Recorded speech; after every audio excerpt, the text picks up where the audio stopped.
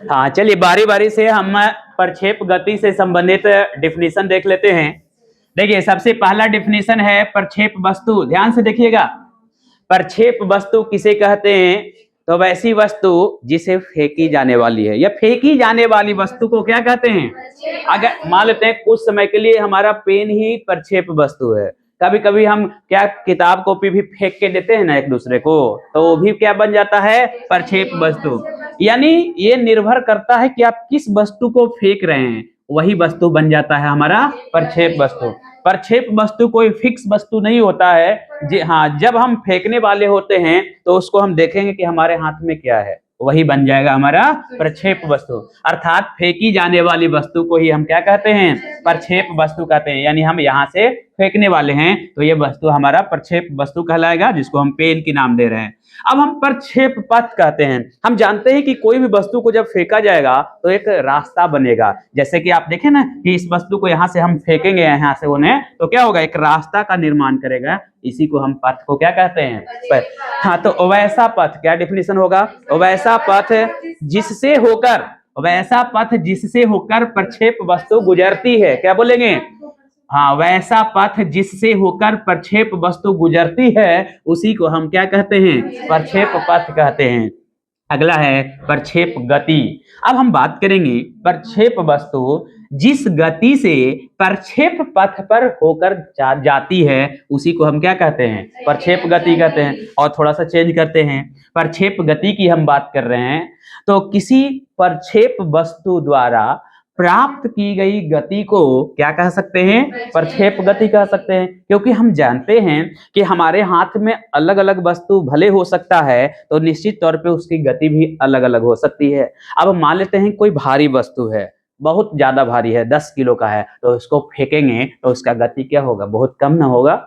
अरे भारी वस्तु का गति क्या होगा? कम होगा, क्योंकि हम ज्यादा उसको दूरी तक नहीं फेंक सकते हैं, तो वह गति कहां से प्राप्त करेगा? लेकिन हमारे हाथ में ये है या एक छोटा सा पत्थर है, उसको हम फेंकेंगे तो बहुत दूर जाएगा, क्योंकि उसकी गति क्या होगी? अधिक। और अधिक गति होगी तो दूरी भी क्या होगा? ज्यादा होगा, नहीं होगा? अब मान लेते हैं हमारे हाथ में वो कागज दीजिएगा, अगर कागजवा कहिएगा दीवार पर फिर फेंकेगा तो कागजवा चल जाएगा दीवार पर भी, मतलब उसमें गति प्राप्त नहीं कर पाएगा। कागज जो है वो गति प्राप्त नहीं कर पाएगा, क्योंकि उसमें क्या है? उसमें जो पृथ्वी द्वारा लगने वाले भार बल है वो बहुत कम है। इसलिए हल्की वस्तु को हम ज्यादा दूर तक नहीं फेंक सकते हैं। उसमें अगर पृथ्वी द्वारा लगने वाले जो गुरुत्वाकर्षण बल है वो अगर कम लग रहा है तो दूरी कम तय करेगा, अब बहुत ज्यादा लग रहा है तो भी कम दे। यानी हमको फेंकने के लिए ऐसी वस्तु चाहिए जिसमें क्या हो? पृथ्वी के द्वारा लगने वाले गुरुत्वाकर्षण बल जो है क्या हो? नॉर्मल हो। नॉर्मल का मतलब स्पेन के जैसा हो। नहीं, स्पेन को हम 2 घर के बाद तक फेंक सकते हैं। क्यों? क्योंकि ना तो ज्यादा इसमें वजन है, ना ही तो बहुत कम वजन है, नॉर्मल है। उसी तरह से आपका पेन, इसमें तुलना करेंगे तो आपके पेन से थोड़ा भारी है, इसलिए आपका पेन उतना दूरी नहीं जा सकता जितना कि इसको हम फेंक सकते हैं। नहीं, इसको हम बहुत ज्यादा दूर फेंक सकते हैं क्योंकि इसमें थोड़ा मास ज्यादा है। इसमें पृथ्वी द्वारा गुरुत्वाकर्षण बल क्या लग रहा है? ज्यादा लग रहा है आपके पेन की तुलना में। कम से कम इसका वजन तो 50 ग्राम प्लस है। हाँ, तो प्रक्षेप गति मतलब क्या होगा? प्रक्षेप वस्तु प्रक्षेप, जिस प्रक्षेप पथ पर जिस गति से क्या करती है? चलती है, उसी को हम क्या कहते हैं? प्रक्षेप गति कहते हैं। अब हम बात करते हैं प्रक्षेप कोण को, तो देखिए रहे प्रक्षेप कोण कहाँ बन रहा है। आज जब हम फेंकेंगे हाथ को हम ऐसे भी करके फेंक सकते हैं, हाथ को हम ऐसे करके भी फेंक सकते हैं, हाथ को अलग अलग एंगल से हम फेंकते हैं ना किसी वस्तु को, वही एंगल क्या कहलाएगा? प्रक्षेप कोण। डेफिनेशन कैसा होगा? तो प्रक्षेप वस्तु फेंकने के दौरान क्षैतिज है, ये क्या है? क्षैतिज सतह। पृथ्वी वाले सतह को क्या कहते हैं? क्षैतिज। आप लोग हाइट एंड डिस्टेंस में पढ़े हैं ना, ये क्षैतिज हो गया और ये ऊर्ध्वाधर हो गया।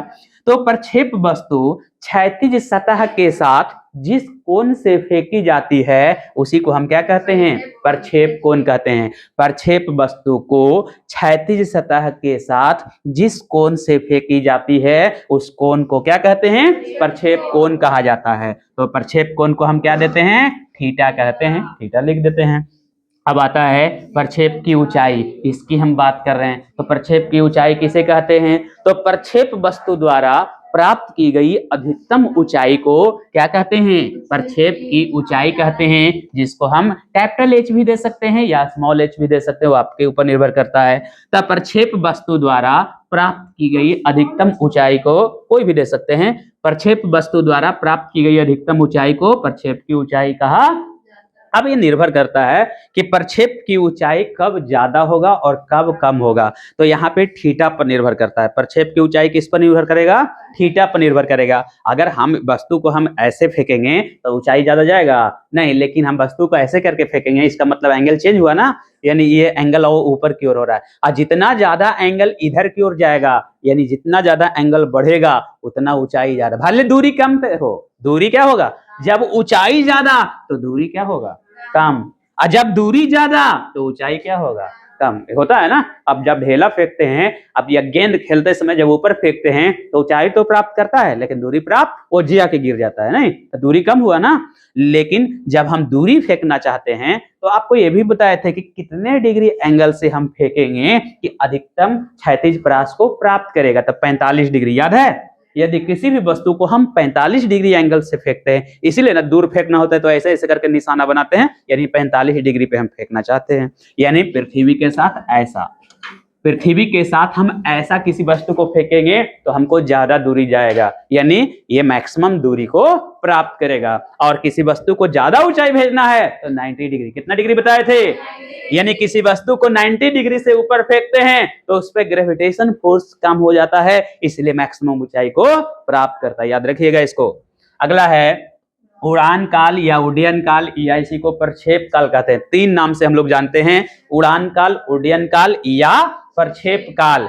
अब काल का मतलब होता है समय, और समय का मतलब क्या हुआ? किसी प्रक्षेप वस्तु को फेंकने के बाद एवं गिरने से पहले जितने समय तक वह हवा में रहती है। क्या बोल रहे हैं? जैसे हम इसको हाथ से छूटेगा हमारा, और जब जमीन से टच होने वाला रहेगा तो उतना समय तक वो हवा में रहेगा ना, और जितना समय वो हवा में रहेगा उसी को क्या कहते हैं? प्रक्षेप काल। या देखिए इसी से समझ में, उड्डयन काल या इसी को उड़ान काल भी कहते हैं। क्या कहते हैं?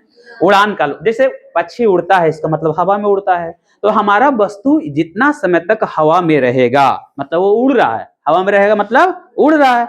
इसको हम उड़ाए, हवा से हाथ से छोड़े मतलब ये उड़ने लगा, और फिर आगे जाके क्या हो गया? गिर गया, क्योंकि इसमें कोई ना इंजन लगा हुआ है ना कोई पंख लगा हुआ है, इसलिए तो गिरवे न करेगा। अगर इंजन लगा देते, पंख लगा देते तो हो सकता है दूरी और ज्यादा जाता। नहीं, जैसे आप लोग देखे होंगे कि जहाज बनाते हैं ना, कागज वाला जहाज बनाते हैं तो ज्यादा दूरी जाता है। क्यों ज्यादा दूरी? क्योंकि उसमें पंख जैसा आप संरचना दे देते हैं जो हवा को जो हवा क्या करता है? नीचे गिरने से रोकता है। और एक स्थिति ऐसी आती है कि जो उसका वेग घटता है तो अपने आप क्या होती है? नीचे चली जाती है। तो उड़ान काल क्या हो जाएगा? प्रक्षेप वस्तु को फेंकने के बाद एवं गिरने से पहले जितने समय तक हवा में रहती है वो क्या कहलाती है? प्रक्षेप काल, उड़ान काल, उड्डयन काल या क्या कहते हैं? उड़ान काल कहते हैं। अलग अलग नामों से इसको हम लोग जानते हैं। आगे है क्षैतिज परास, जिसको हम कैपिटल आर कहते हैं। चलिए बोलिए, क्षैतिज परास किसे कहते हैं? ऐसे बोलिएगा, प्रक्षेप न देख के नहीं बोला। प्रक्षेप वस्तु द्वारा क्षैतिज दिशा में, कैसी दिशा है ये? क्षैतिज दिशा है। प्रक्षेप वस्तु द्वारा क्षैतिज दिशा में प्राप्त की गई अधिकतम दूरी, क्या बोलेंगे इसको? अधिकतम दूरी बोलेंगे, और उसी को हम क्या कहते हैं? क्षैतिज परास कहते हैं। तो प्रक्षेप वस्तु द्वारा क्षैतिज दिशा में प्राप्त की गई अधिकतम दूरी को क्षैतिज परास कहा जाता है, और जिसे हम कैपिटल आर द्वारा सूचित करते हैं। और आगे बोलिए। इसमें कुछ कैलकुलेशन भी निकाले थे, क्षैतिज परास आर का भी कैलकुलेशन निकाले थे, प्रक्षेप की ऊंचाई भी निकाले थे, और उड्डयन काल निकाले थे। 3 गो निकाले होंगे आपको ना।